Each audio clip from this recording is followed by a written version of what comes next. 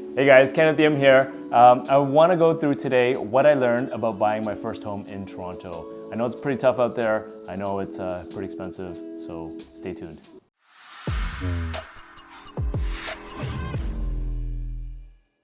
All right, so how it actually really first started, I outlined it in my book here, but I got a little gift from my grandmother, while she was still alive. So bless her soul, she's been amazing. She figured that she was gonna pass anyway, so she gave it to me because that was saved for me. So it was $25,000, which back then was a lot of money. And to me, it was nice. So I could have spent it on stupid things. I could have bought a nice watch, a nice car, spent it drinking, all that stuff, right? But I didn't.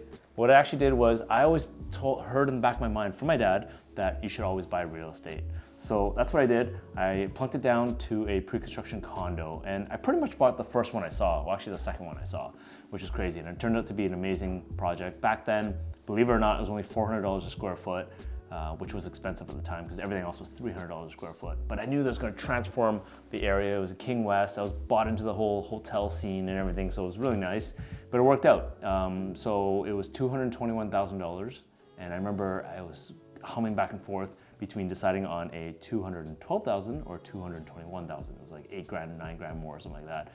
And my coworker at the time said, you know what, you won't regret buying the bigger one. So I bought the bigger one and I loved it, which is really, really cool. The nice thing about buying pre-construction is that you put your deposits down, and it was 20% of that, so it was $40,000 I needed at the time, but I only had $25,000. So the nice thing is that it gives you time to save up for it. So to this day, I still buy pre-construction, and what I do is I put a picture on my wall with all the check photocopies so that you kind of have a goal to look towards. So I have it in my office, and my home office, and everywhere, my bedroom, all that. So I just know that anytime it comes down to buying something, I'm not gonna spend money on stupid things. I'm gonna save, do whatever I can to buy this. So for this one particular condo, back then, I wasn't making a lot of money. So all I did was I actually emptied my credit cards. I got cash advances. I don't recommend anybody doing this, but what I did was kind of risky.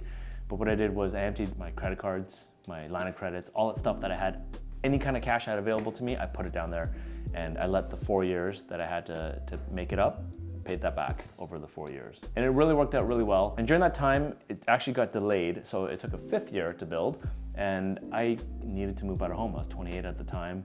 I needed a home. So my cousin thankfully gave me a great deal because he couldn't close on a deal, and he gave it to me at a bit of a discount. So I bought an assignment and ended up moving to that one. So getting the mortgage is a little bit difficult.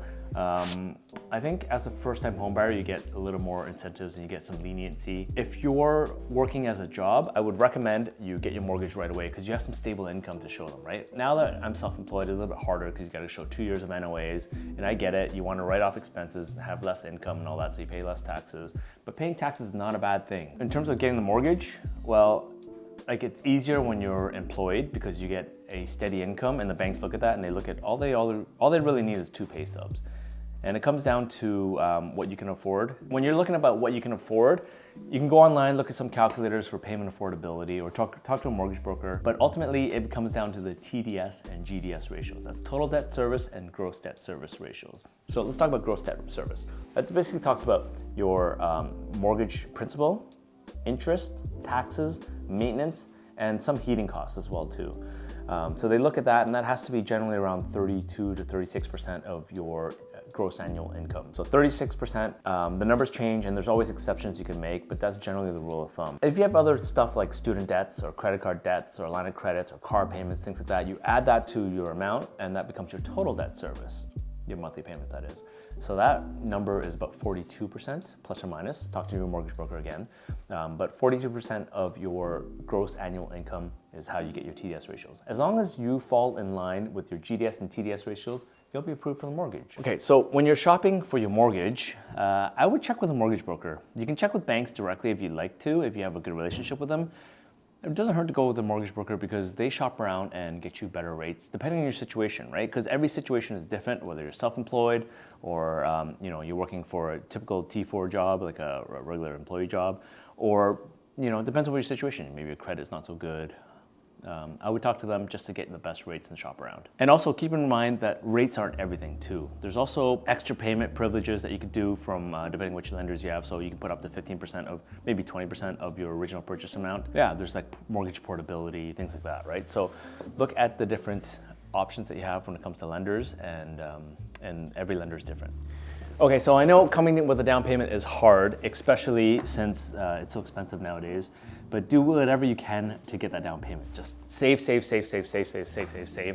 and borrow from friends, family if you need to, or even partner with them. You know, consider buying with a friend or relative, somebody that you trust, because you're gonna be in it for the long run, so you might as well partner with somebody that you love and trust. The thing I should talk about next is the closing costs. So something that people don't anticipate is if you're buying pre-construction, there's development levies, which can be right now anywhere from $10,000 to $20,000. And then closing costs. There might be an HST rebate that you have to pay back first. So it's $24,000, which doesn't get shown in the purchase price, but you pay that up front and then you get it back if you rent it out. Or if you're living it from yourself, then it gets passed on directly to you. So just keep in mind there's some closing costs involved in a purchase of a pre-construction condo or even a resale. Then maybe you don't have those development levies, but you definitely have land transfer taxes and things like that. If it's your first home, I would recommend that you actually stretch out your amortization as long as possible. I know it sounds crazy to do a 30-year amortization instead of 25, and it takes, you know, if you calculate the years, you'd be like 50 by the time you pay off your first mortgage. But look at it this way. The terms in Canada anyway, they renew every 5 years or whatever term you picked on. But the amortization is how long it takes to pay it down to zero. Stretch it as long as possible, keep your payments low, let your equity grow, just get your foot in the door, and then maybe in your next term you can think about shortening the amortization, or you maybe use your prepayment privileges to start paying more of your mortgage off, right?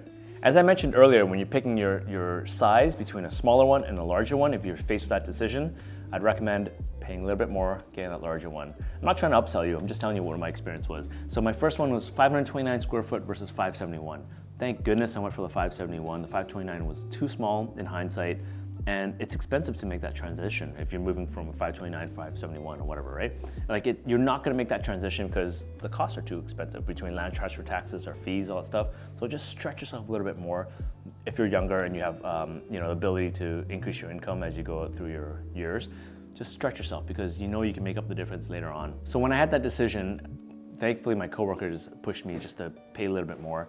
It benefited me in the long run because you can get more rent for it, right? Like actually I turned that into an investment eventually, but you can get more rent for it. It's more livable. It's just something like even choosing between cars, you know what I mean? Like I just chose the bigger one because I know that I'm gonna hate myself if I'm stuck with something that I'm not gonna like. Stretch yourself a little bit and just make sure you get a little bit out of your comfort zone because you know you can make up the difference later on. When you're browsing through places, if you're buying resale, make sure you take a video of the place so that you can always refer back to it. You can show your friends and family and all that, and you're just choosing between places. I remember when I bought that first condo, it was funny. I printed out the floor plans. I even made 3D, like I pasted up pieces of paper to make it a 3D model. It's kind of cool, right? Just to picture what it would be like living there. This is before all the 3D technology came out, but it was actually pretty fun. I just got obsessed with it, understood the layout inside out.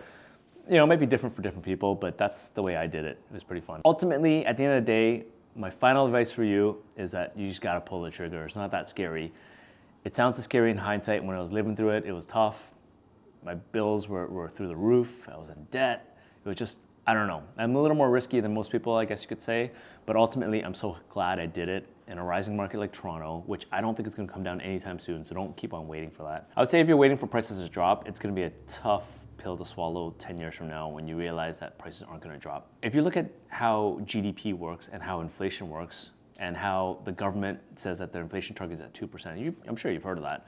We want to grow our economy by 2% every year, and that's not going to change in our lifetimes anyway.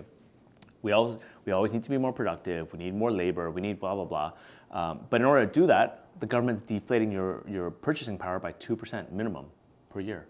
So if you think about that, $1,000 today is not going to be the same as $1,000 tomorrow, or like in the future. So it's not gonna get cheaper because the money supply is not gonna get cheaper. It's not gonna get lower. It's not gonna get cheaper because immigration is not gonna get lower. Like we're gonna have more and more people. It's not gonna get cheaper because Canada's politically safe and everybody wants to come here. And it's not gonna get cheaper because the demand is just strong and the supply can't keep up at the end of the day. At the end of the day, if the market goes down a little bit, I can weather the storm because I'm not moving anywhere. I gotta live. I gotta pay rent no matter what. So I might as well pay rent to myself. Add it up.